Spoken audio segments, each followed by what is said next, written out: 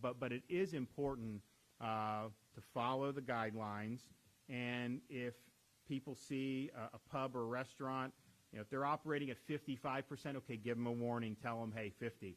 But if you go in and it's just like mayhem, like Dance Party USA, and it's packed to the rafters, that's just cut and dry, and that's not just an innocent mistake. And so I told him, no tolerance for that. Just suspend the license, and then we'll move on. And then people will, I hopefully, get the message that these guidelines are in place for a reason.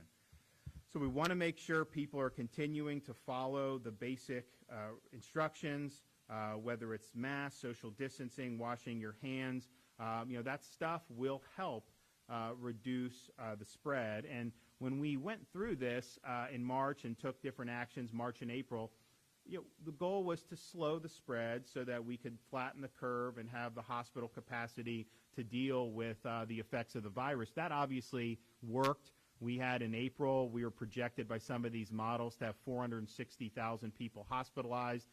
We had about 2,200 at the date that they picked for that, and the hospitals were never threatened to go overboard. We were good. But we also knew that when you flatten the curve, you will have the infections spread out longer. If you don't flatten the curve, it goes up, and then it kind of crashes down. So flatter curve means you're still going to have cases. We said that from the beginning, that the virus isn't gone. We want to be able to get people back to work in a way that is going to mitigate further spread. And so these guidelines are very, very important. And so that's what we want to be doing.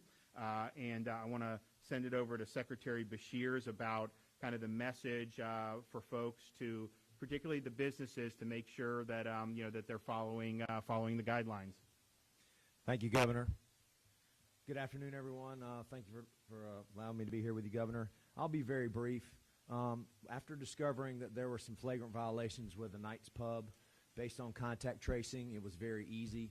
13 employees. We had 28 patrons that tested positive, and due to their advertisements, we pulled their liquor license last night. I've contacted several sheriffs. We're going to continue to do that throughout the state. This is simple, like the governor said. Those that are in flagrant violation, we have ABT officers on from 5 p.m. to 1 a.m. checking on these bars and restaurants that are in violation of this, and we are going to issue a warning to those that are trying to do the best they can, but that's not what we're talking about. But like I said, those that were flagrant, we'll be suspending their license. That starts, we started this actually last week. We're going to continue this until we get this right. Thanks, Secretary. Look, it's just not worth it to try to just go totally beyond these guidelines. I mean, they're in place for a reason.